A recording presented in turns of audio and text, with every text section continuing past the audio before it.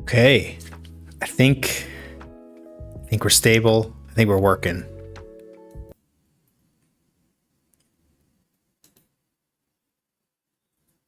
How is everybody doing?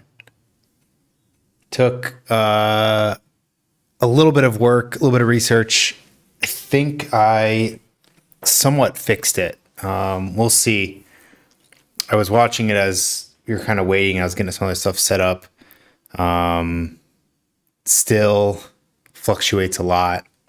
But I did change a few settings, and there's going to be a higher level of latency.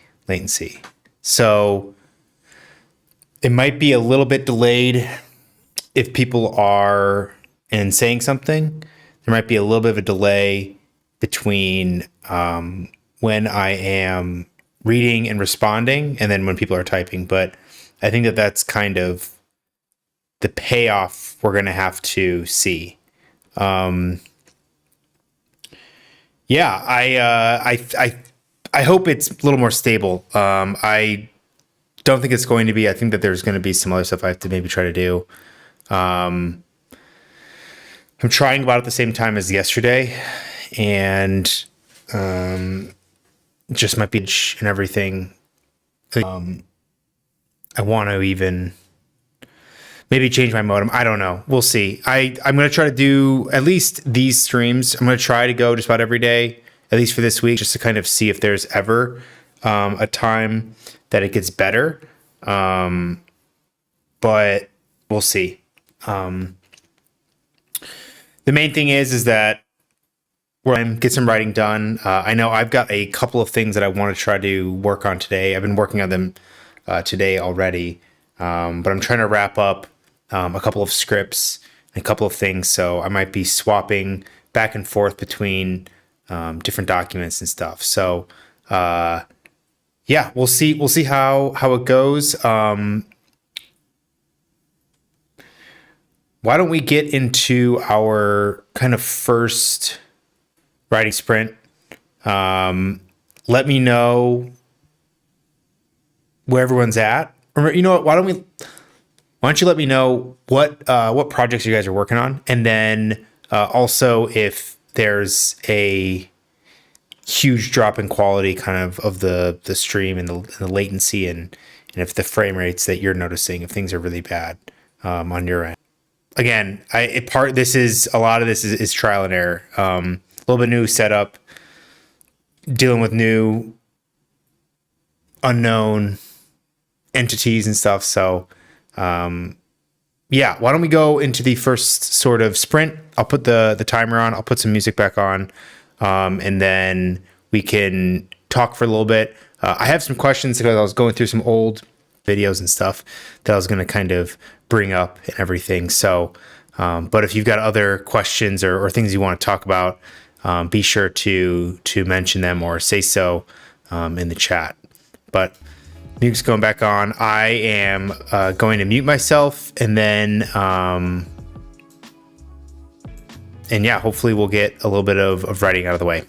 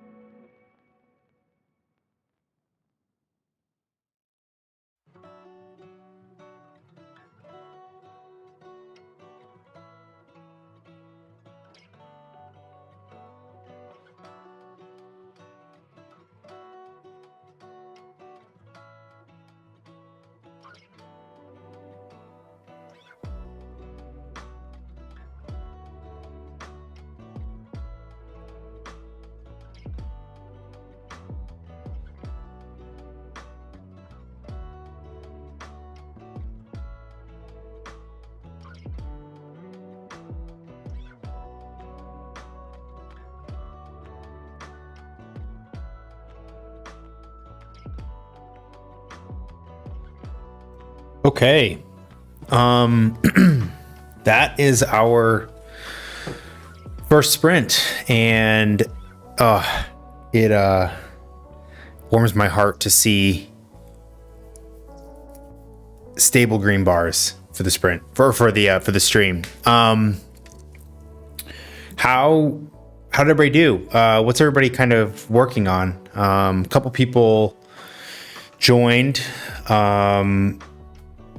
The animation is pretty chill. I like it. Yeah, I'm trying to accumulate a couple of things that will hopefully kind of add to the aesthetic. I'll probably end up trying to commission some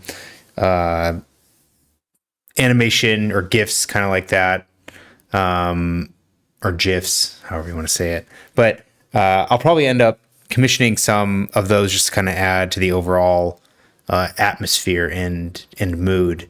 But let's see. Currently working, but listening when I can. The lo-fi and vibes are great here. Yeah, perfect. That's what we're going for.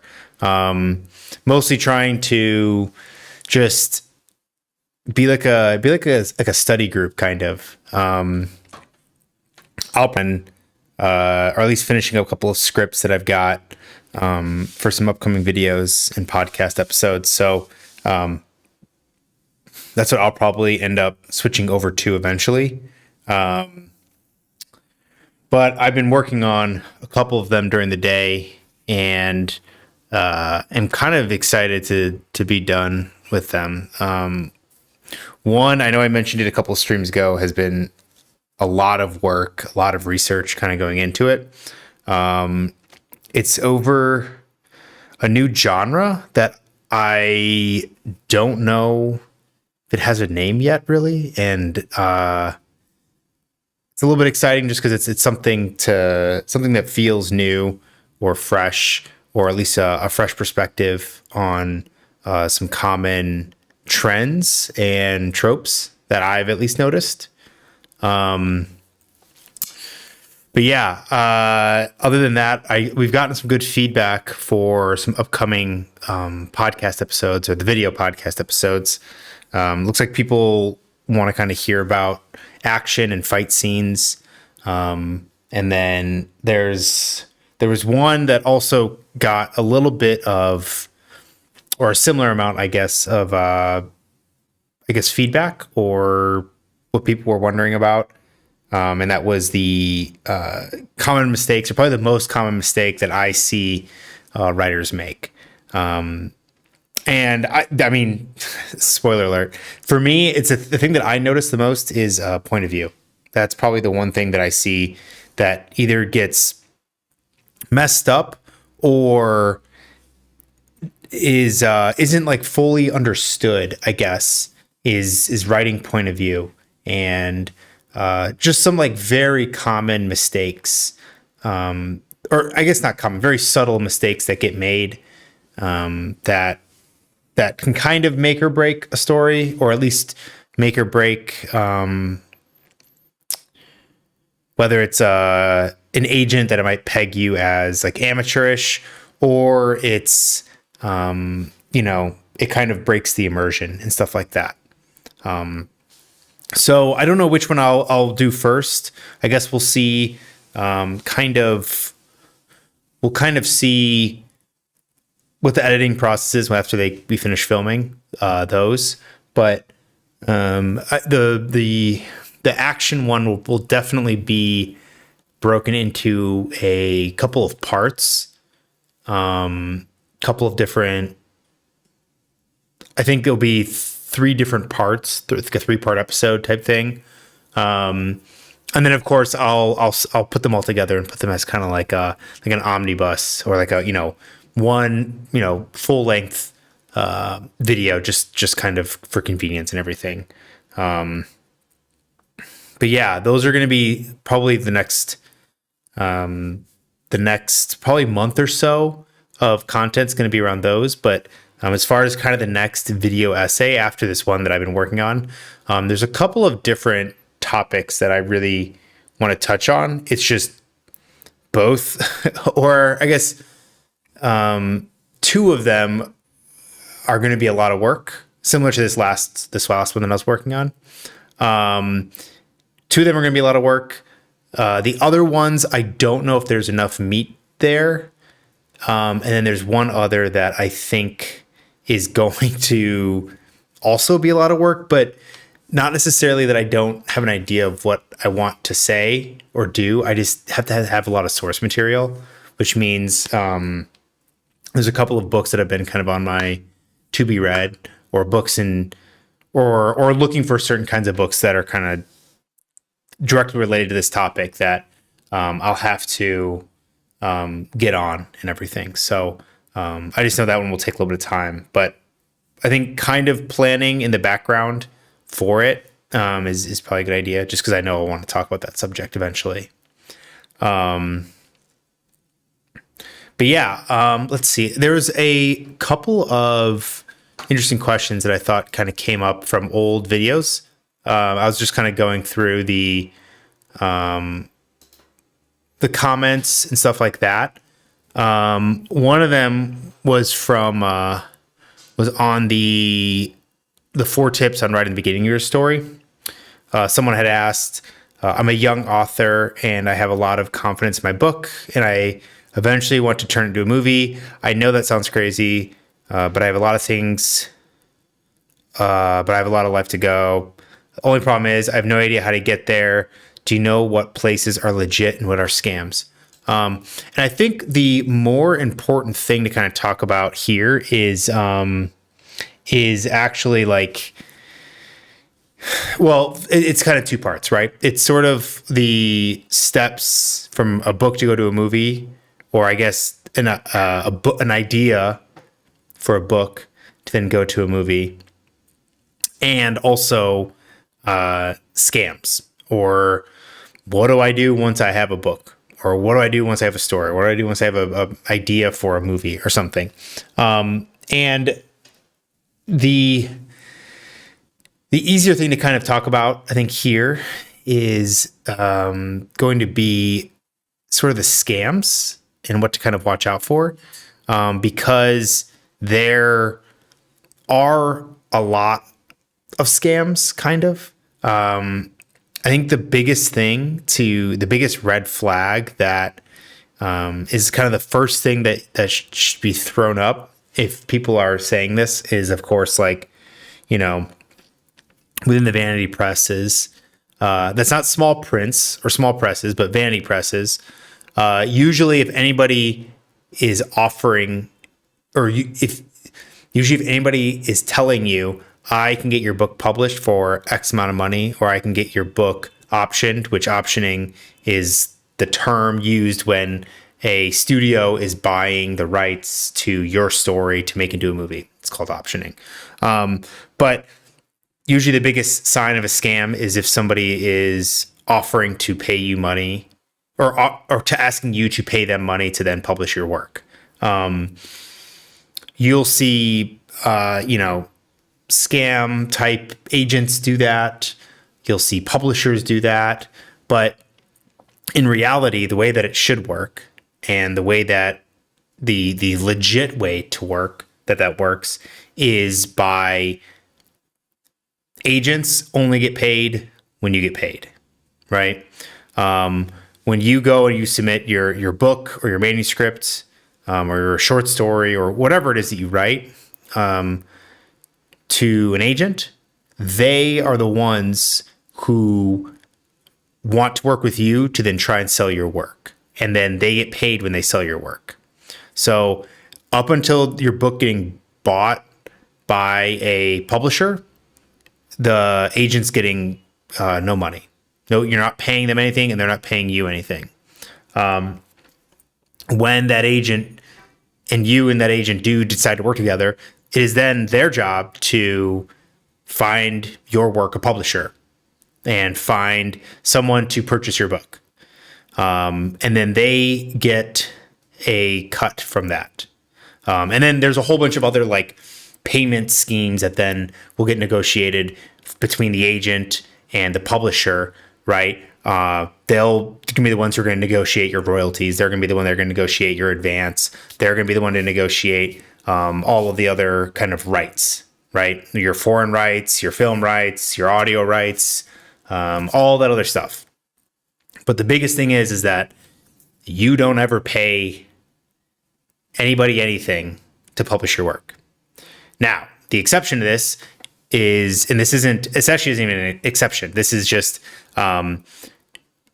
the only people that you will pay along the way would be like an editor or something, or a writing coach, or someone to help you work on your novel. Someone that is going to put effort into helping you create your work. Like I said, that can be an editor, a writing coach, line editors, development editors, all that stuff. Now, if you're going to self-publish, you basically are taking on the role of agent, publisher, printer, designer, all of that. And so everything that the publishers would usually pay for, being the editorial costs, being the printing costs, being the design, all the marketing, that you get the benefit of having the publisher basically invest all of that into you in your book once they acquire it, once they buy it. But if you self-publish, you basically pay for all of that. And that can sometimes mean that you'll cut corners and maybe you'll design your own cover, which if you're good at that, it's not really cutting corners. That could just be a skill or a hobby or a thing that you like. If you are going to market your book, there's probably no better person to market it than the author themselves.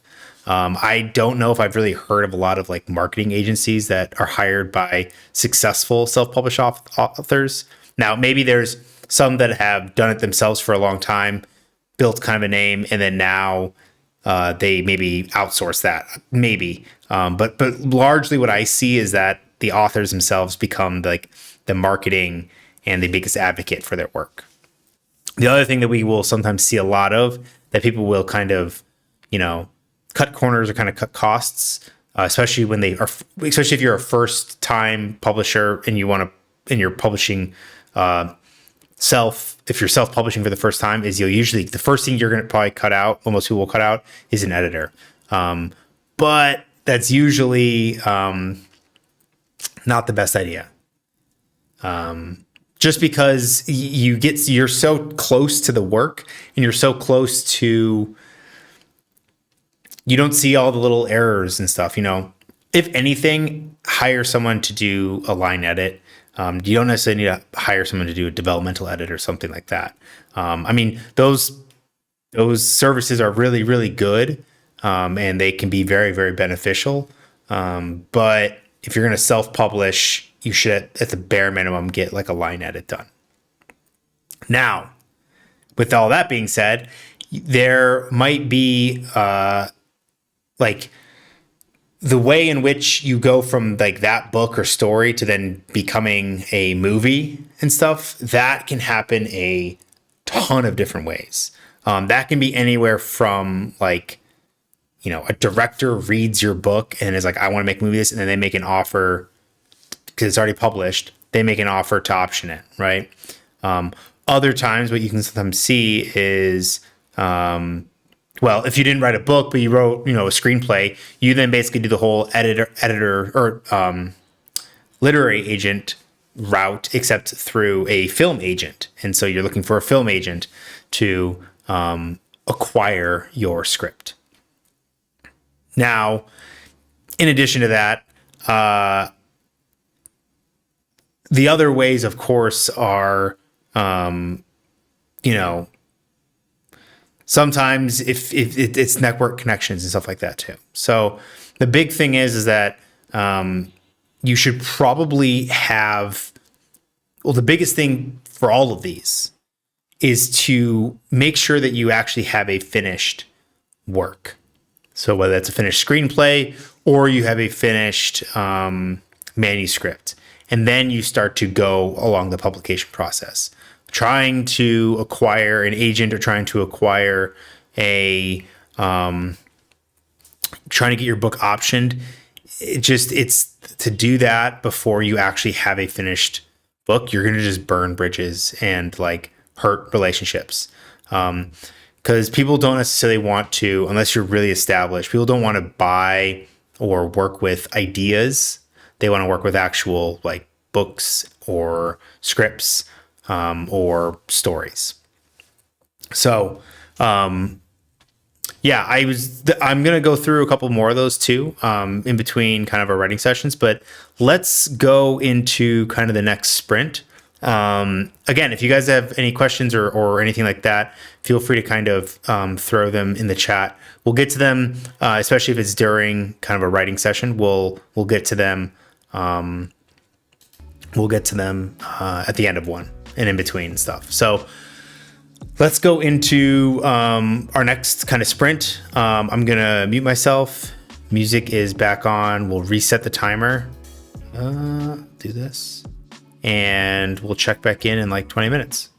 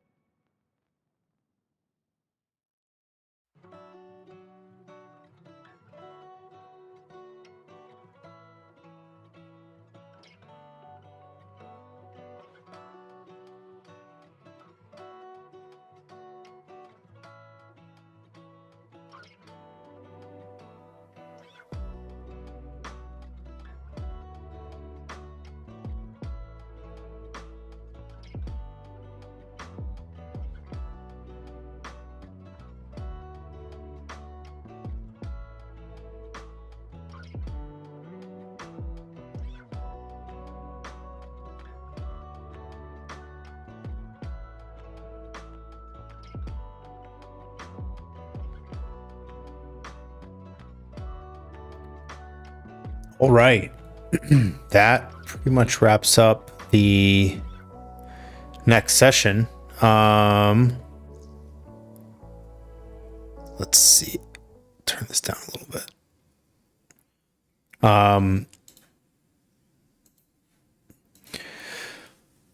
Yeah, it looks like we got a few questions in while we were writing. I'd love to comment on your recent poll. I would love to hear your thoughts about writing story in general. I've watched so much about plot, character, setting, etc., but when I sit down to write, I feel like I need help on how to write it out. So far, I've found the 5 modes of narration in character voice. Things like certain sentence structure for different vibes, like building tension or scene structure. Things about actually writing, if that makes sense. So that's my question and topic I'll throw out there. Any techniques or insights you can share about that? So it sounds like the question is about implementation. A lot of the kind of advice I would say that gets put out there by and large has to do with theory or general techniques or things to consider when it comes to the different elements of writing or of storytelling. But it sounds like you're kind of wondering about the actual act of writing and then tying all those things together. The really almost simple and silly response to that is practice. Like one is a lot of is practice via writing, but then also practice via like reading. Or like consuming whatever stories that you kind of want to create, because a lot of the actual act of taking all of these kind of, for better or for worse, like high level meta conversations about writing and implement them into your story. A lot of the times the meta type things to consider are good and are helpful at 2 points when you're creating a story. The first point is, of course, like the idea process, the outlining, the where do I want the story to start, where do I want it to end, like the initial idea creation. Then, when it comes time to actually write, this stuff almost I'm not gonna say it's useless, but it for sure gets in the way of a lot of the actual process that you have of writing. And a lot of times, if you are considering all of these like meta things when it comes to writing, what ends up happening is you get this like analysis paralysis. So the other time that it's really helpful, all those meta things, is during revisions, because now you've written a draft, right? And it's not going to be perfect. It actually shouldn't be perfect. It should be as rough or as outliney, almost to the point where it's not even prose, that it is. And once you have that on the page, you can then look at your work holistically and begin to really consider kind of those meta things. Like, I want these kinds of character arcs to occur. I want this kind of world building to come from this character specifically, and then you can go back in and work all that stuff in. But the actual writing itself is, I would, if you need to write linearly, do that. I mostly write linearly. Like, I will start from chapter 1 and I will write until the very end. Other people will write by the different, I guess, if a scene is really sticking out to them or a chapter, they will write that chapter and they will skip certain parts of certain sections. So if you've got a really good sense of this interaction or this bit of dialogue with this character, or maybe these plot points, is going and actually writing each of those and then coming back during revisions to either string them together with transitions or string them together with like supplemental chapters and supplemental scenes and stuff like that. The other thing that I would suggest, the other, like, I guess, technique, or I don't even know if it's a technique, but to truly take your story as a scene by scene basis, and only confine yourself to writing within that scene. Don't worry about kind of the build up to the scene. If you need to add a bit of a build up, you can, and it's not even that's a bad thing. But the biggest thing to kind of get in the practice of doing is approaching a scene with an idea or a concept or an aesthetic or an important moment for a character or the plot, and just writing that scene and clipping it at the scene. What happens in the scene or what happens before the scene and what happens after it. Don't even try to build up to the scene, and don't necessarily try to then build this fall off after the scene. It's really important to just get in the practice of being able to like fully create and write a scene, and having the restraint to construct that moment for that story. But it's again, a lot of it is again, it's the cheap answer. It's the I would say the cop out answer on my behalf or on other people's behalf. But it's practice. It's a lot of just writing it and failing and keep trying to get a certain aesthetic down onto the page.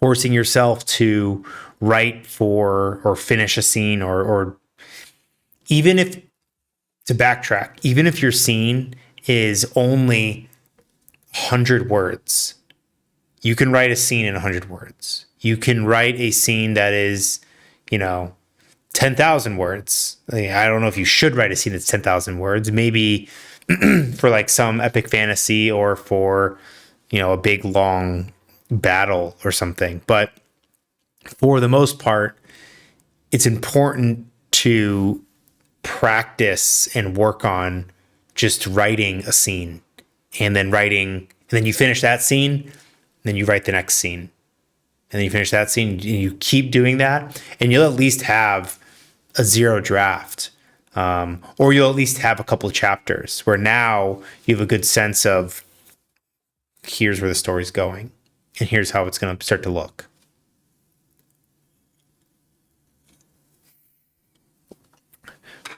Just got another question. Any advice on writing good combat? I struggle with overly explaining that it reads like a play-by-play, which can be boring, or not being descriptive enough that makes it feel like a poetic mess. Love the videos, love the vibes. Oh yeah, thank you. I appreciate it. It's funny actually. So this is I'm not sure if you were here for earlier in the stream, but that's one of the scripts that I was actually just finishing up today, and there will be a little bit longer of a video, or it'll be kind of like a 3-part video podcast type thing that will be filmed in the next few days, and then we'll put it out. But the thing that I think that honestly talking about this is sometimes easier in kind of this form, but the problem, and actually the thing that you're pointing to, is something that I try to talk about a lot when it comes to having it feel like your action is like a play-by-play. And the thing that I think most times where people get hung up, or where they start to fall into that trap, is when you're relying too much on trying to make sure that everything makes sense for the reader, and trying to make sense that they know where everybody is, what everybody's doing at all times. And there's an actual term for it. But every time I come up to say the term, I always forget it. But it's something along the lines of like set design. Like it feels like you're designing a set, and it feels like you are trying to position everybody in a play right where you want them to be. And the thing is like intuitively we know that that is not what we want to do, right? But if you feel like you are describing every movement and every orchestration, that is usually a symptom of like when we start to do too much of like set design, or like, we're designing a play. The biggest thing is first obviously recognizing that like you're making kind of this mistake. The next, I would say, is to avoid it is really, well, one, kind of focus, especially when it comes to the like point of view of the character that's in this fight scene, or whatever, however your point of view is structured, but to really look at whatever that fight scene is from that one character's perspective. And the thing about like fighting and fight scenes is that everybody has varying degrees of experience, and varying degrees of not just like trained experience, but like varying degrees of actual applicable experience, right? Like you take somebody who does like cardio boxing, right? They go in to classes, they do, we hit the heavy bags. We're going to like maybe put a dummy on the ground. We're going to hit that. We're going to maybe do some pad work and everything. But they've never sparred. They might be able to tell you, it was they went jab, jab, cross, low kick, high kick, and then they like you might be able to like describe all that, and that might be what plays in their head. But if you've never been like punched in the face, then it's like you don't realize that as soon as that happens, that's like the ultimate like reset. And so what I'm saying by this is that if you are really, really used to being punched in the face or something, then you are probably going to just be reacting to, in a fight scene, you're probably going to be reacting very differently than someone who has never been punched in the face before, or never had to actually punch somebody in the face before, or, do whatever thing you're going to be doing to them in a fight. And the differences in those two people is like worlds apart in terms of writing. Things often happen a lot faster. And so when we are describing every little detail, it actually really slows the pace down, and it really slows the realness of it, right? Because most fights, they don't last that long. They're not like, especially, just comparing them from like sports to street fights, right? Like we watch a boxing match or a UFC match or something, and those will go on for 20, 30 minutes, however many rounds, right? 10, 20, 30 minutes. And those are like, the most trained, the most athletically fit people ever. But like you watch a street fight and those things are over in like seconds, right? And so there's a way to kind of try to think about what is the pace in the sequence that you want that to happen. And the biggest thing is that if you're doing this act of overly explaining and having this kind of play-by-play, throw in disruptors.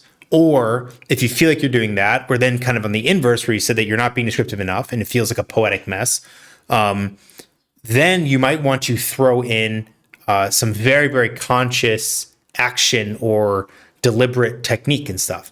And if you're doing both, all it takes sometimes is just bringing them together just a little bit. And I just as I kind of said with the last question, like revisions, this is like where I think the diamonds are made from the coal, right? Like you recognize you have a problem here. Sometimes it can just take a few little changes. Other times it might take you rewriting that entire scene because you're like, oh, well, this person's really, really trained. And the way I wrote it was that they are very, we're getting a recounting of every action. But honestly, if the person's really trained, you probably wouldn't get a play by play of every action that they're making, especially if they're like the viewpoint character, right? Let's say it's like first person or like third limited. You're probably going to get a more kind of fluid, almost like the poetic descriptions, but in a way that's like illustrating that everything is so natural to them, right? Especially if they're like, they've been hit in the face before a bunch of times and they've hit other people in the face a bunch of times. They're going to react and they're going to be much more fluid with their movements.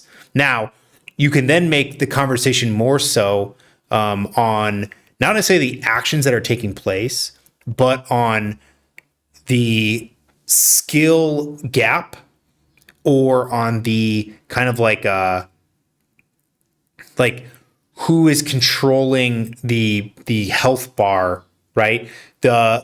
What's a good way to describe this? I guess I'm thinking of like when you're playing chess and you've got the person who's not very experienced at chess, they just see the pieces like I've taken more pieces, right? But if all you ever took were like pawns, right? And the other person who actually is experienced at chess, they know like the point system that they're up by. And so taking it more of like that point system where like that person who's very experienced fighter, they will be reacting probably much more naturally. They're not thinking about every single motion. They're thinking about counters, feints, and they're thinking about openings and angles, right? And so you can kind of show the dynamic shifting more so as it relates to this sort of like ground being given and ground being taken. On the inverse, you have a person who's not very experienced when it comes to a fight scene or combat. They might see things as, you know, it might be start out where they're giving a play-by-play of everything they're doing, but then all of a sudden they're tired. Or then all of a sudden, you know, some other ability is used and now they realize how much more powerful this person is than them or how much outclassed they are. The balance is going to, and this is the problem, is that I feel like the minute I start getting a little bit too specific with stuff is that I want to try to keep it broad because it is such a unique thing to your story, your characters, what the dynamic is they're fighting. There's so much that kind of is nuanced in this sort of realm. That ascribing a universal rule or be like, oh, just do this, that's not going to necessarily help you. But it really does come to sort of like a mix of all of these things, but then it'll depend on your characters. Let's see. Just got another one. Super helpful. Thanks. Sounds like a mix, not one or the other. Balancing detail to add structure and working in the movement and motion fight. Yeah. And also too, that's a really big part is the fight. And this will be something that will be kind of in the video, but the fight is never, it shouldn't only just be about like the fight, right? There should be some kind of like thematic, or it's a physical battle, but there's also some kind of internal battle happening as well. And finding the balance in there can also be a way, right? Let's say you have a character who's super, super skilled, right? And they're winning and they're crushing. And this is like their enemy that they've been gearing up to basically like put in the dirt. And as they're doing it, they're realizing like how weak this person is they built up in their head. And they start to like pull back. And there's this internal battle of they want to seek revenge on this character. And they want to punish them and make them feel how small maybe they felt or something. But as they're doing it, it doesn't feel good, right? It doesn't feel as rewarding to be beating up now on this opponent that you built up in your head. Where then when it comes time to like actually finish them or finish the fight or something, maybe they stop or maybe they follow through with it and it's bitter, right? And that in and of itself, it was never like about the fight and beating the big bad guy, right? But it was about something else within that character. I think that that's another really important thing to consider, which viewpoint we're coming from, which viewpoint we are having in terms of the character that's in this fight scenario. Let's see. What's the best way for maintaining a consistent writing schedule? Tune in to the writing streams because we'll hold you accountable. No, I'm just kidding. I think one thing that has helped me is you can't like really beat yourself up for like missing days. And one thing that kind of helped me is that I try to treat writing and reading as like one and the same, right? If I didn't write anything that day, I'll be like, but I have to like read for a little bit because in a way that's like, I'm studying, I'm engaging my brain on like a written level and stuff like that. And so I found that having daily word counts sometimes help, but what helps more is having I have like, I want to at least sit at my keyboards with my fingers on the keys for at least an hour or something, 30 minutes, whatever it is.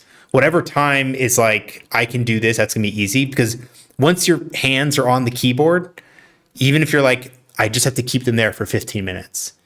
One, you're probably going to go a little bit over the 15 minutes. And two, the hardest part is always just like getting your hands there. And as long as you kind of get your hands there, for whatever the achievable window and how many times a week you want to do it, that is how I would say to kind of structure or how I try to maintain a schedule. The other thing that kind of the next step from that is kind of recognizing like, when are you the most creatively productive, right? For me, that's like at 4:30 in the morning. That's like when I, before I was, doing writing, coaching and writing and kind of this stuff full time, I would get up at like, before my job, I would get up at around 4:30 just to like carve out like 30 minutes or an hour before I had to like commute to work. And so even if I got up, as long as I got up and like sat at my keyboard, and even if I wrote like 2 or 3 words, or even if I didn't write a single word, but I still was like there, and even if I was reading or thinking about it, that level of like grace that you allow yourself will help with burnout and will give yourself the like, okay, I didn't write for a day, I didn't write for 2 days, but like I've written like 10,000 words in the past in the past week or something, like, or I've written X amount of words, or I'm gotten X amount closer. That's usually what works for me. But again, everybody's a little bit different. Everybody's going to probably tell you that they've got the secret sauce of how to write more words and blah, blah, blah. But I think that you can try other people's systems, you can try other people's methods, and you'll eventually kind of find what works best for you. That's what I'm trying to do, just a little bit in the morning. Yeah. So that's, for me, that was like, no distractions, helps you kind of get up. Your brain is kind of still in that little bit of like that dream sleep state. And then sometimes too, like even if I read a little bit, I'm at least then thinking about it like at work or for my commute. And then by the time I get home, or maybe in the evening or something, an idea that I didn't type anything in the morning, an idea that kind of came to me later on, then is like, okay, this makes sense. Like I've thought about this all day. Now I actually want to write it down or something. So sometimes that happens too. Reaper, how's it going? I know you joined last time and the stream was a little bit of a mess. We've been green all day, which is great. But let's do this. We'll keep throwing some more questions in. I'll try to catch them, but let's do another writing session. I will put the music up a little bit, and then or is it even on? Let's see.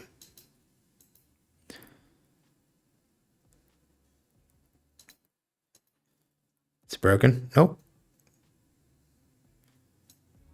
Oh, there we go. Okay.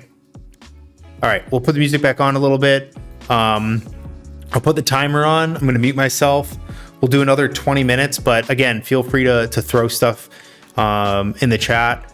We'll go over some of that stuff. I'm also going to try to go through some old comments on some videos and stuff to kind of put them out there in between our sessions. But we're going to put our timer back up. And of course, too, if I did not answer your question or answer it concisely, please let me know as well. All right, going to mute myself and let's write for just a little bit, and we'll get back.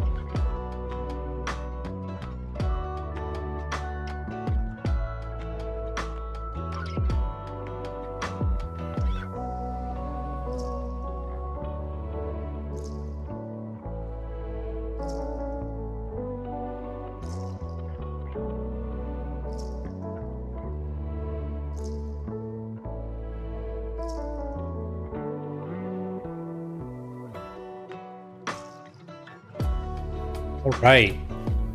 That is another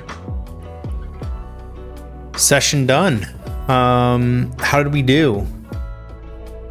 Let's turn the music down. That was a pretty good one for me, I think. I actually got a decent amount in, and I can kind of see where at least this next scene is going. I was saying this, I think, a couple days ago, but I'm in this transition spot where I know there's a decent amount. I know the next part is kind of like the last, hopefully 20,000 words or so, but it's probably going to be more, which is fine. But my goal is at least do 20,000 words more, but I definitely am going to have room for more. Also, just as a reminder, there's about a 30-second delay, maybe a minute, between what you guys are probably seeing and what I'm actually saying and responding to. I had to turn the latency down on it, at least on the stream and stuff, just because I was either just getting maxed out or I couldn't keep up with the bit rate. But let's see. Getting caught up in some of the comments though, but just went back to fully hear your response. Thanks so much. I actually do have analysis paralysis. Practice, just do it. I need to accept my writing will not be good at first. Yeah, I think there will be good parts and there will be messy parts and there will be salvageable parts and parts you're gonna have to throw out. That's just I think one of the best revelations you can come to as a writer is being okay with like hitting the delete key, right? Or being okay if you can't quite get yourself to just fully delete stuff, to, do the Control X or Command X and cut it and paste it in another doc, or start a whole nother Word document or something, and be okay with not trying to salvage everything, being okay with like deleting stuff. So far, I've been able to write a big paragraph each day. It's small, but I can feel the strength that comes from consistency and what you're talking about earlier, like 100 words each day. Yeah. Again, like if we think about, if you write something like, 1,000 words a day, or even 100, let's say like, 100 words a day, for a year, right? That's, you're going to end up writing, almost like half a novel or something, right? You're going to end up writing like almost 40,000 words, which is half of a novel. And that's only off of 100 words a day. If you write 1,000 words a day. Now, the thing isn't, it's not about doing it every day, but to try to have some kind of like intention to attempt, right? Because it's kind of like, I always think of it as like friction points, right? The lower the amount of friction points you can create kind of in your routines, the easier it is to actually commit to and doing those things. And so if just sitting there at your keyboard, that is going to eliminate a ton of friction points, right? Because you're already there. And it's just about getting rid of those. About to start the second act, but getting some thoughts in place before that. I think one of the things that's helped me stay steady with my progress to keep writing, but as I rethink ideas or have others that come to mind, rather than immediately going back, I leave comments. Yeah, totally. This is something that I, to this day, struggle with, and that is the like purgatory that is revisions or editing, right? Restricting yourself to just, I can only read the last 3 pages, or I can only read the last, I can only read what I wrote yesterday. I can't read anything before that. And then I have to write. Doing the thing where, you write your first chapter, you kind of bang it out and you're like, awesome. Next day comes around. You're like, okay, I'm going to revisit that first chapter. Just get caught up. I got to remember where I was at, right? How many times do you say it? I got to remember where I was at. You go back and you start tweaking, and then an hour goes by and you're like, okay, I'm at chapter 2. All right, I'll write like a sentence or two. Come back the next day, and then you go back and you're like, okay, I gotta get myself in the headspace again. I gotta start at chapter 1, and you go and now you're tweaking again. You're like, okay, well, actually, you know what? Now I kind of want to change the intro. And by the end of it, you've got after 30 revisions, you've got a great first chapter, right? You've got the best first chapter of anybody around. You got the best first scene. You got the best whatever it is, but that's it, right? And you can't publish, or you can't just ask people to read just the first chapter. So showing a level of restraint and keeping yourself to, I'm only going to review or read or edit what I wrote yesterday. And then I got to keep moving. Although at the moment, I think my biggest issue is likely pacing. I'm writing to help myself sort through the ideas as opposed to actually writing what's happening. So I'll need a lot of cleaning up on the future process or passes. Yeah. But you know what though, is it's there, right? It's on the page. I think of, if you're going to be an over writer, or if you're going to be, a discovery writer or whatever, at least you're getting stuff on the page. At least stuff is there, and at least, you've got something to work with, right? You can have the best outline or have the best Bible of ideas and everything, but until it actually gets on the page, it really doesn't count, and it really isn't. It's not going to help your story. So, pacing, flow, transitions, all that stuff, revisions, right? All that stuff can be done during revisions. Getting the actual story down. That's why I'm such a big advocate for a zero draft, is that if you can just get the actual story down, even if it's bullet points for every chapter, even if it's, I think I talked about it a little while ago and in a video about, even if it's micro fiction for every chapter, it's a scene, then, at the end of it, you at least have a draft that now you can go and tweak and work on. At least have something to work with. The benefit of returning to the opening later in the process, to me, plays out more in being able to plant thematic seeds once I know they will pay off. Yeah, totally.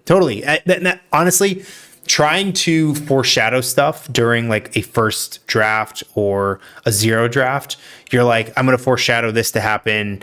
It's happening in Act 1 or the first chapter, and it's going to happen in Act 3 in the second to last chapter. By the time you actually are when you get to that, you're probably not even going to remember, right?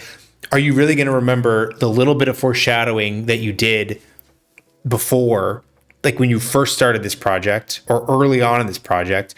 Are you really going to remember that, after how many hours of writing, right? It just that doesn't really happen. And that's a lot to put on yourself. Now, obviously you can put notes in the way, and obviously you can have your own outline next to your work. You can plan for it, but to your point, exactly. Being able to go back and go through a project that's at least start to finish, you've at least got something there. Now you can start to plant the foreshadowing. Now you can start to plant little hints at stuff that's going to happen, or reoccurring motifs and stuff like that. And it can be a lot of fun to go back through with the intention of just being able to drop stuff in like that. That can be kind of the fun part. Piggybacking off that, I think it'd be better I think it'd be better to come back later to tweak. Yeah. Once everything is done, you can better refine your start. Yeah, for sure. I totally agree. I think that like, I mean, I even the story I'm working on now, I think I've at different stages, I have gone back to the start and pretty much rewritten it, and added chapters and added scenes and stuff. Because honestly, too, try like this is another thing is the benefit of that is as you're writing, you also start to find out what's the world building that actually matters, right? Because I think that when you start a story or when you have like a first initial concept, you there might be like some world building elements that you're like, oh, I have to showcase these. And you put them in the start and they don't make any sense, or they don't really relate to the beginning of the story. They don't really relate to maybe like that viewpoint character. You're like, why does the character who is a urchin know this history of the architecture here or something? I mean, maybe it works. Maybe their parent was a mason or something. But like the point being, a lot of times when you are able to come back, you can feel confident being able to disperse some of that world building that you might have been like really excited about at the start, but being like, it doesn't really work here, but it works better with this other character brought up, or it works better when it is in the context of this other part of the story. I've found that there's a lot of world building that I will actually come back and add because I tend to withhold on a lot of world building on my first draft. I tend to really like my zero draft is mostly like characters and scenes. And then I come back and I'm like, okay, what's the color palette and like what's all the stuff that's going to get shaded in around them. So that's another thing too, another benefit. And I know Reaper, for your story, there's a lot of world building that's involved. But I think that with the start of yours, that a lot of that makes sense where it's at.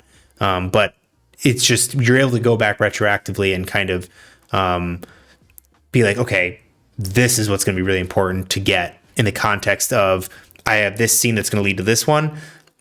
I need to have some bit of world building to like leave the hint because it's going to be really important for the next scene. And so you can kind of do that too.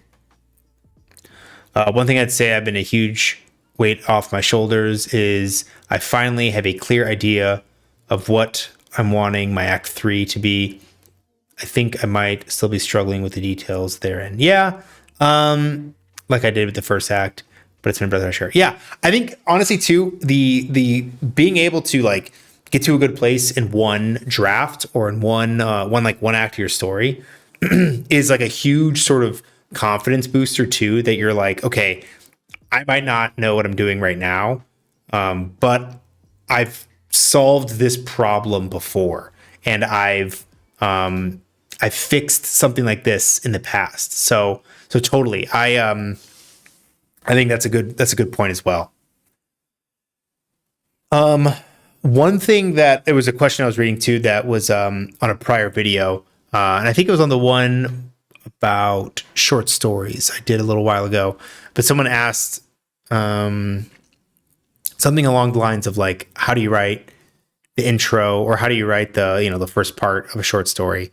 And honestly, my advice for a short story versus an actual novel is kind of the same, except you just have a lot less time to kind of get there. And so I think with like a novel, you obviously have like, you've got the more words and you can kind of, not tiptoe, but you can kind of like trickle your way into like the main meat of that first chapter to your hook and like your inciting event and all that kind of stuff. But with a short story, it's still the same idea and still the same principle, except I think there's I didn't make up the term, but it's one that gets used a lot and I referenced in another video. But it's the term of like get in early, get in late but get out early. And I think that really applies to short stories. Is that you have to kind of get in uh, almost as soon as like the conflict or the high tension mark is getting there, because there's just you just don't have as much time. And the big thing too is that it also just it immediately, usually when you are getting in late, you are you're kind of using that like as your hook. And a short story is you kind of have to have that hook right out of the gate. And play and people also have to understand too, like what, like who are the actually important people in this story, right? I think a lot of times if we have like a prolonged intro or something, it's like, who are we caring about? Why do we necessarily care about them? I thought that was an interesting question too. But again, it's the one of the biggest things that I will say time and time again is like, it's practice, it's practice, it's practice. And it's practice in actually writing, but it's also in practice in reading and like developing like your own palate or your own taste. It's kind of about like, if you want to be a good chef or you want to be a foodie, you got to like try a lot of different kinds of food to kind of figure out like what are the things that you like, what are the things that you kind of appreciate. And if you're cooking, what are the things that you actually are good at cooking or like to cook.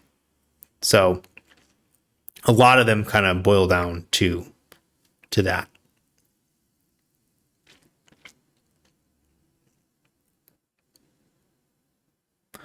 Also, too, I know I put this kind of in the poll from today.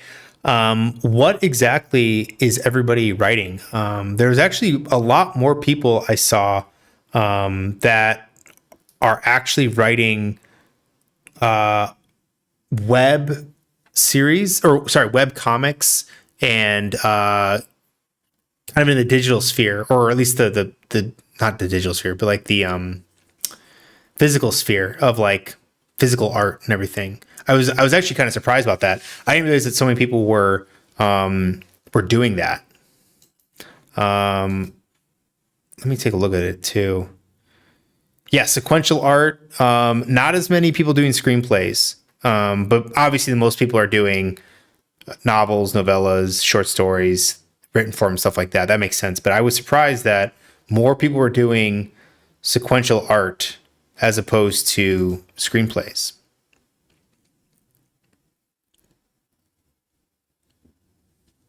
Or maybe some people are doing multiple things. I know obviously, I think a lot of people on here are doing short stories and novels or novellas and stuff like that. Um, and then I know for myself, I'm doing that, and then I'm doing some script writing as well as some other kinds of writing too.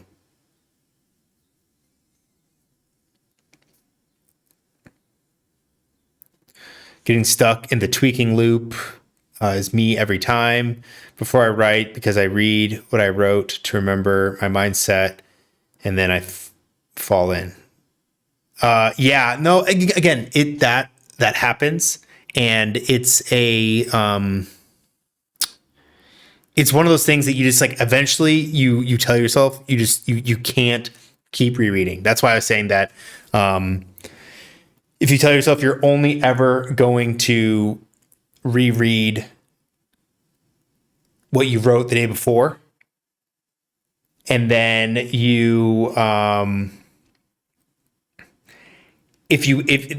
what inevitably will happen is that whatever you wrote the day before will be so short that it forces you to write, right? And then if one day you write you write a ton, you write like 5,000 words or something. The next day, guess what? You can go back and you get to read those 5,000 words again.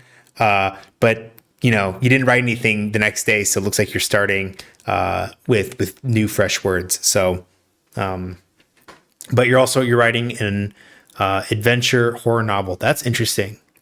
Doesn't have to be writing per se. My practice is in translation into English. I learned to be very precise in choice of words. Yeah, no, I think that the cool thing is that being able to kind of pull from whatever your trade and whatever your craft pull that into like whatever your fiction or whatever storytelling or writing is super, super unique, super important. Novel is cultural, dislocation, literary fiction. Interesting, very specific. Is that like a popular genre that you know, or I'm curious how you came to that specifically. I'm writing my first novel, been doing world building for 2 years, and just started actually writing in the last month. It's sci-fi fantasy world with heavy themes around duality,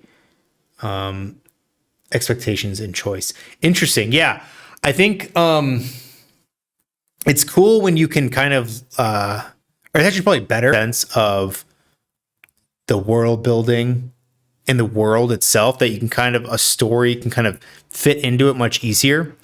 For me, I know I do a little bit of world building kind of around the edges, that I kind of have an idea of, here is sort of here's like a world in which I kind of want to write within.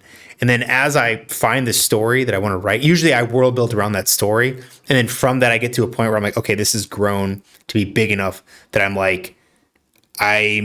going to have to do a little bit more. And I kind of do the leapfrog, as I write myself into corners with the world, and then I world build to the point where I'm like, okay, now I can actually go and write more of the story. And I kind of do that.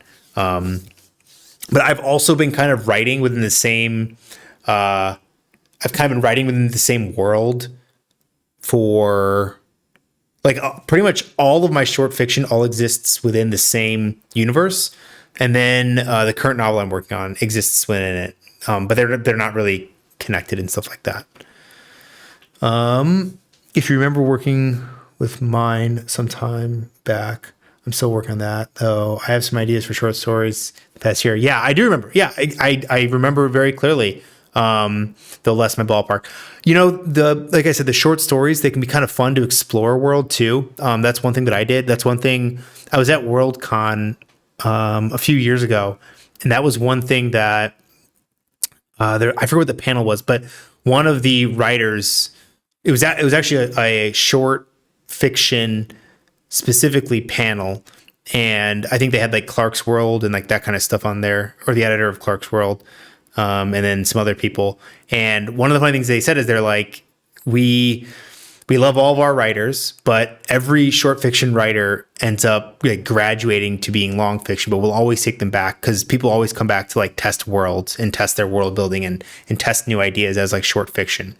So there's definitely an opportunity there as well. If you're kind of doing short fiction within that same world, you can kind of test and play around with other parts of your world, or even just play out other worlds. I'm planning to have 4 out of 5 books in this series, so it makes sense to do all the world building up top, and then it gives me everything I need to write. Yeah, that makes totally sense. Especially if you're doing a series, or if you've got a bunch of different stories that you're planning on doing, that's get the world building out of the way, like you said, or kind of construct the framework for that, and then you've got all of that to kind of play with and connect and call back to. Story of my life, ChatGPT helped with the terminology. Oh, nice. Okay. I mean, that works too. If it's a legitimate genre and it can help you kind of name your niche, I mean, that's good. I tried to just write, but found myself often writing conflicting things. So taking the time was helpful for me. Yeah, that's a big thing too. I can totally see that, where you are trying to write your story and then you can't get either the histories or whatever it is down, and so you end up writing kind of a conflicting mess. One of the first novels I worked on, that was definitely the case. But it was also, I think for me, that was also like a really, really ambitious project that I was working on, that I ended up kind of shelving for now. And a big part of it was that I was doing kind of the same thing, is that I kept like changing timelines as they fit certain characters. And then I would go back to try to be like, okay, now I have to like re-engineer it for other characters. And like, it became this big tangled mess. And I think that if I would have just kind of stuck to figuring out that world, it probably would have helped a little bit. But it's all learning, right? You know, even every deleted word is one that you might not have to delete in the future. Let me just see what the time is right now.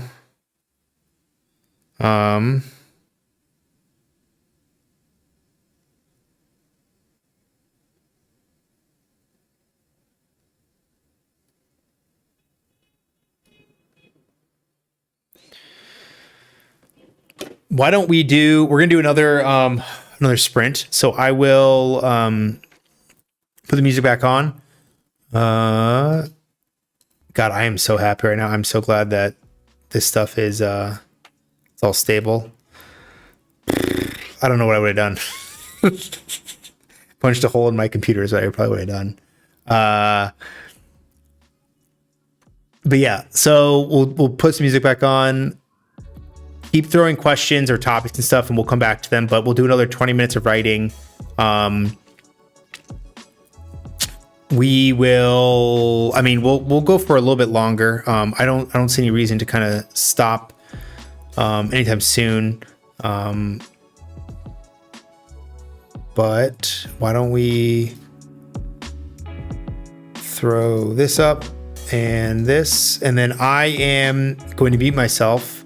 But feel free to keep typing, and we'll check in with everybody at the end of the next 20 minutes.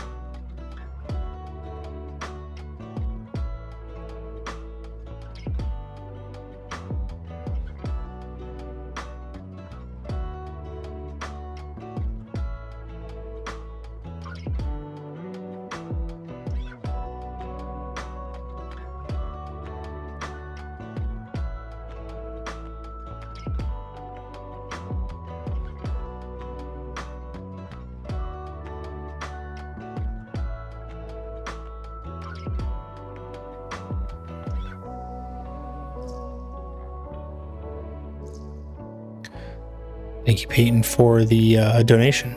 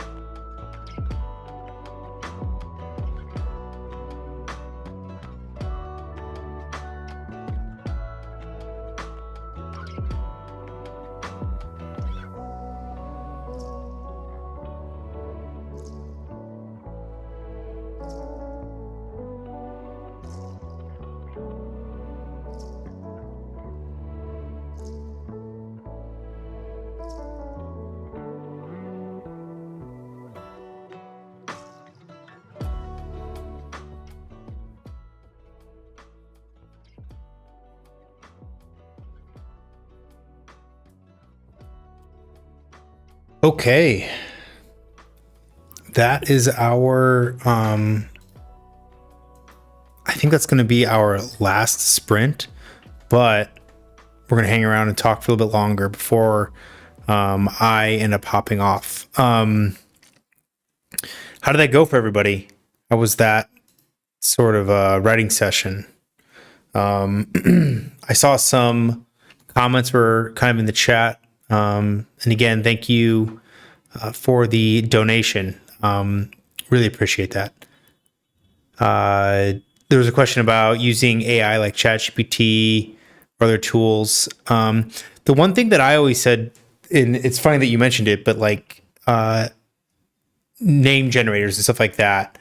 I mean, that is technically AI. I use probably to the biggest extent. I use that. I will use a name generator. I think behind the name is like the standard go-to. I think everybody references that, but I've been using that for literally, I don't know how many years, like probably about 10 or 15 years, or more than that, maybe.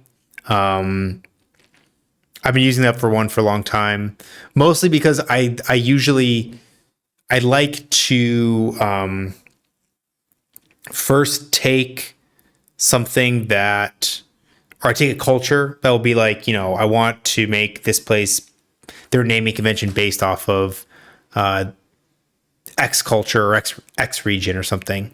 And then I'll usually search for names within that region or something. So that's probably the most I'll use it for. There's some actually pretty good like map building ones as well. I forget the names of them, but there's some good ones that are like really good map building software that you start with like a generated map and then you can really tweak a lot of the settings and stuff. Do I have any tips for writing genre and mixing them? I'm writing an adventure horror novel and would love to hear your thoughts on approaching writing horror. So mixing genres, the biggest thing is knowing what each of the different genres expectations are, and then finding a way to meet or subvert those expectations. That is usually the biggest thing when it comes to the genre, is just being familiar with what are the expectations that most people, when they consume this genre, what is it that they what expectations they have, and then fulfilling all those promises. Or if you know the genre really well, you can subvert those expectations. As far as horror goes, I think I've mentioned this book before, but the book Spectacles of the Void was kind of a revelation in terms of horror writing, but also in fiction in general. This was something that I don't know if I ever saw fiction this way. And especially, I don't think I ever saw or consciously saw horror this way. But one of the main points in this book was that what horror really boils down to, or what is like really the horrific part of horror, is the lack of information. And I think the same principle applies to like tension. That it's the lack of information about something that makes something frightening, right? So the easiest example is obviously in Jaws, right? The scary part isn't Jaws. It's not like Jaws in the water is the really frightening thing. The scary thing is seeing the fin and not seeing the rest of the shark. The scary part is what is kind of below the surface and isn't seeable. And so I think the same thing goes for fiction writing, right? When we think about tension is like there's some absence of information or resolution, or there's some missing component of information that the reader either has or the character has that then creates a level of tension.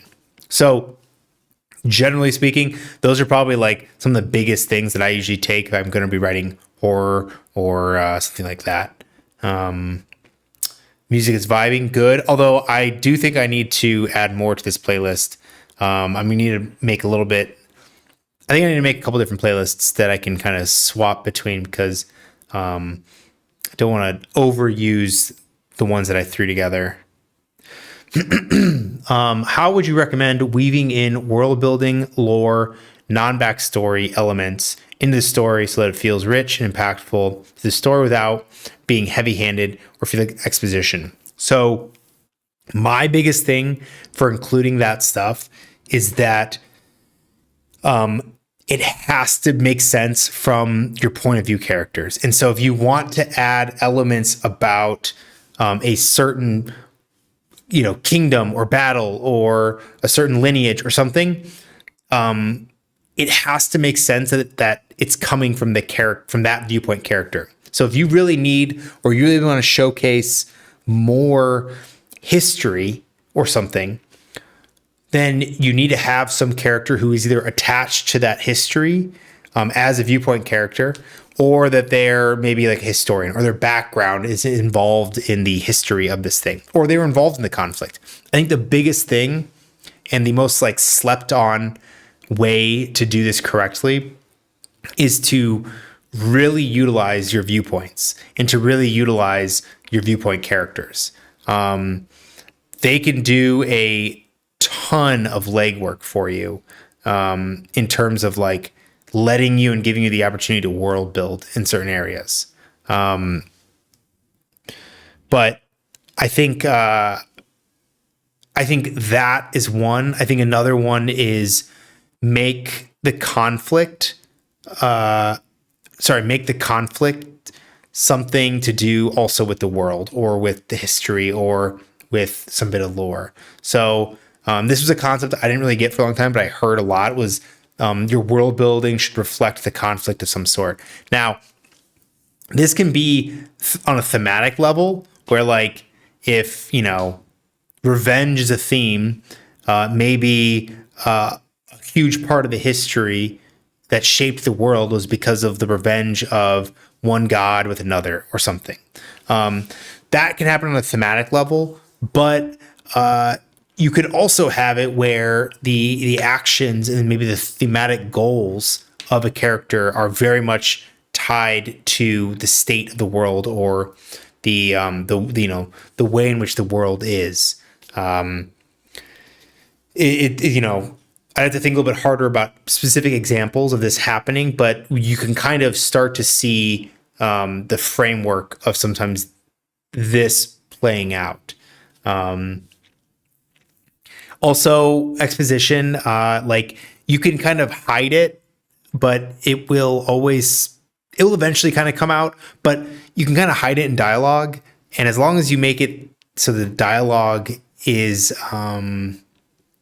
relevant to whatever is happening, you can kind of hide exposition in that, but avoid the like, as you know, Bob trope, where basically it's one character saying to another, as you know, Bob, the reason why this planet is this way, you know what I mean? Like that can be very, that kind of trope doesn't really work. Readers have gotten better at recognizing exposition, so you can't really get away with that. ChatGPT cannot write literary fiction, period, but my novel is set in 2019. And it can tell me what exists at the time. It can tell me, yeah, I mean, you're kind of talking about using ChatGPT as like a search engine, as like a Google or something. I mean, it's in that function. Yeah, you can use ChatGPT in that way for writing. Or you can use it to be like, I think the important part is to, if you're going to use ChatGPT, is to use it as like a jumping off point, not just like a start and stop. Kind of like how a lot of people kind of, hate on Wikipedia, or a lot of people, I remember even back when I was in school and stuff, you can't cite Wikipedia. Well, you still shouldn't cite Wikipedia. And also, I don't think you should hate on Wikipedia right now. But what we can use it for is like the starting point to get a good summary or a good idea of a certain event or certain thing. And then from there, you can go and you can look at like what's referenced, the source material, or go and like continue to further that research with like better sources and stuff like that. I think ChatGPT, when you're using it for that purpose, can be good. You know, like recommend me 10 books on philosophy. And then, you know, now you've got 10 books that you can go figure out the philosophy. You can read those, or you can go to the articles or whatever. And then maybe you can apply those philosophies, or you can make your own for your story, or you can apply those to your story, stuff like that. The trick is to use info relevant to the story and when the story needs it. This is in relation to the world building, weaving that in and stuff. Yeah, that's another really good thing to consider. If finding when world building is relevant for a story is, if you can figure that out and have a good sense of that, then you can usually get pretty good about setting up and implementing your world building. On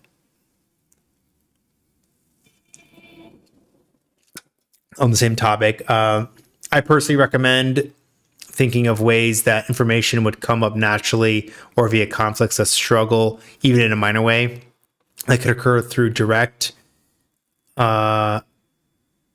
interaction or via dialogue. Yep, also really good. That works as well.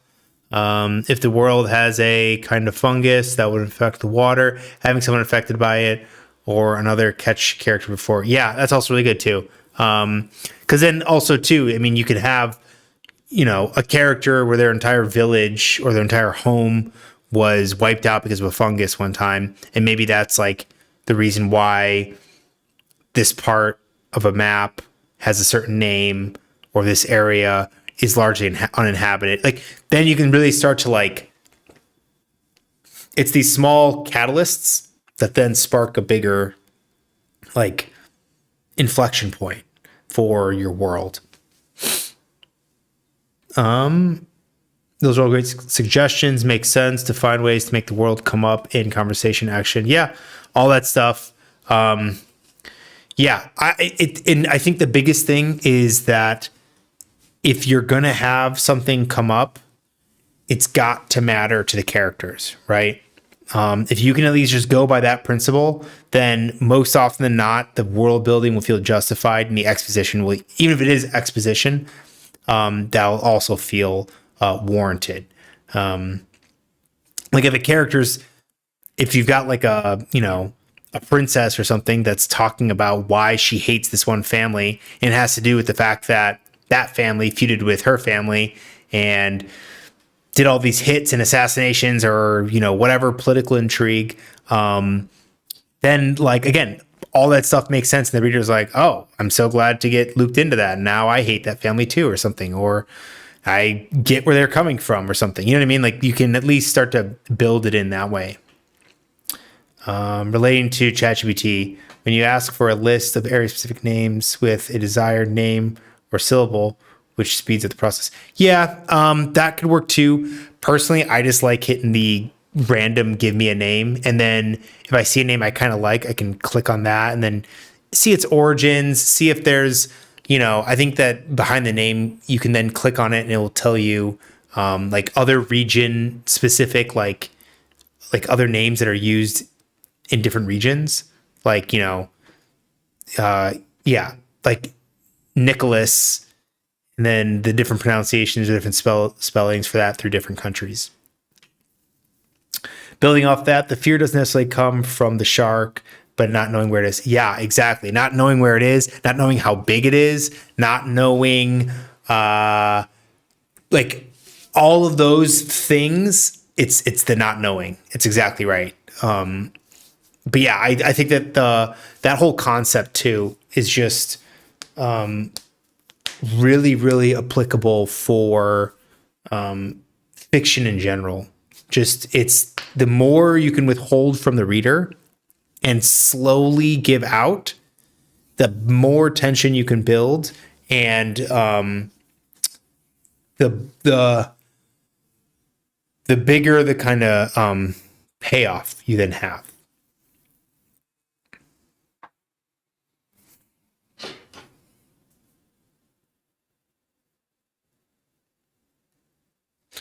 But okay, I think that what we'll do is we'll call it for today. I think we've been going for almost 3 hours, which is pretty good. We'll do this again, I think the same time tomorrow. We'll kind of see when we start. Maybe we'll start a little bit later, go a little bit later, but we'll kind of play around with it. I will throw up the outro, but thanks everybody for coming. I hope you guys got some good writing in. I like the conversation. These were all really good questions, really good things to kind of, spark our writing brains about. And I'll see you guys next time.